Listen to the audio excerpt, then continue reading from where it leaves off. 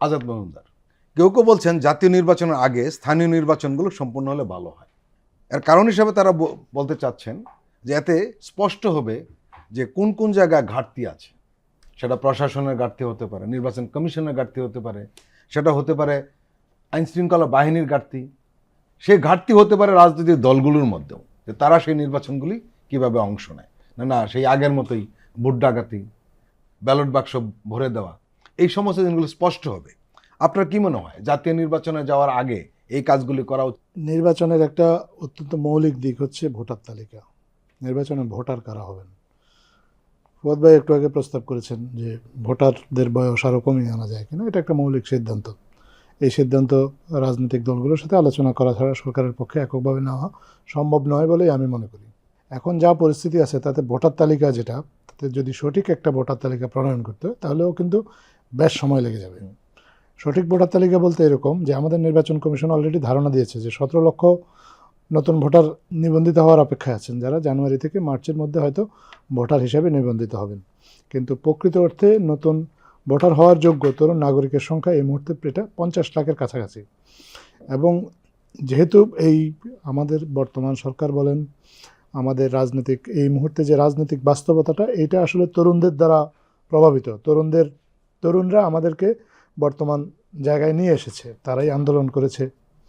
তাদের মত, দল, পথ ভিন্ন থাকতে পারে। ছাত্রদের সাথে জনতা যোগ দিয়ে এই বর্তমান অন্তর্বর্তীকালীন সরকারকে রাষ্ট্র ক্ষমতায় বসিয়েছে এবং কিছু সংস্কারের দায়িত্ব দিয়েছে। তো এখানে খুব স্বাভাবিকভাবে প্রশ্ন আসে যে তরুণদের ভোটাধিকার কীভাবে নিশ্চিত করা হবে। মাননীয় প্রধান উপদেষ্টা তার বক্তব্য বলেছেন, তিনি আশা প্রকাশ করেছেন যে 100% তরুণ ভোটার বা নতুন ভোটার যারা, তারা ভোট দেবেন। গত 3টা নির্বাচনে যারা ভোট দিতে পারেননি তারাও কিন্তু এক অর্থে নবীন ভোটার। যদিও তারা বয়সে কারো বয়স 30 পেরিয়ে গেছে, কিন্তু তারা ভোট দিতে পারেননি। পুরনো ভোটাররাও কিন্তু ভোট দিতে, পুরনো অনেক ভোটারও ভোট দিতে পারেননি। ফার্স্ট টাইম ভোটার জাতীয় নির্বাচনে এই সংখ্যাটা কিন্তু আসলে কোটি ছাড়িয়ে যাবে। যারা ভোট দিতে পারেননি একেবারে বয়সে নবীন, যারা 18 বছরের পরে যারা নতুন করে ভোটার হবেন, তাদের সংখ্যাটা তো অনেক আছেই। পাশাপাশি যারা গত 15 বছর একবারের জন্য ভোট দিতে পারেননি বা ভোট দেওয়ার জন্য উৎসাহ বোধ করেননি, কারণ তারা জানে যে তার ভোটটার আসলে কোনো মূল্য নেই। কারণ দেশে প্রকৃত অর্থে ভোটার ছিল একজন, আর বাকি সবাই ছিল আসলে তাকে ফ্যাসিলিটেট করেছেন নানাভাবে। এইরকম যখন সিচুয়েশান, তখন আমাদের আসলে প্রথম দায়িত্ব হচ্ছে একটা নির্ভুল ভোটার তালিকা তৈরি করা, যেখানে যারা ভোটার তারা ভোট দিবেন কখন কিনা বা ভোট কেন্দ্রে যাবেন কিনা, কাকে ভোট দেবেন, এগুলা পরের দায়িত্ব, পরের আলোচনা। প্রথম আলোচনা হচ্ছে তারা সবাই ভোটার তালিকায় তারা সবাই অন্তর্ভুক্ত হয়েছেন, এটা নিশ্চিত করা। এবং এইটা কিন্তু সময় সাপেক্ষ বিষয়, এটা চট করে সম্ভব না। নির্বাচন কমিশন একটা ধারণা দিয়েছেন যে মার্চ মাসের 2 তারিখে ওনারা একটা খসড়া ভোটার তালিকা করবেন, তারপর বাড়ি বাড়ি যাবেন, যেখানে গিয়ে তারা যারা ভোটার হননি, ভোটার তালিকা অন্তর্ভুক্ত হওয়ার যোগ্য, তাদেরকে ভোটার তালিকা অন্তর্ভুক্ত করবেন। এবং সেটা করতে গিয়ে কিন্তু তারা বলেছেন যে 2026 সালের মার্চ পর্যন্ত সময় লেগে যেতে পারে।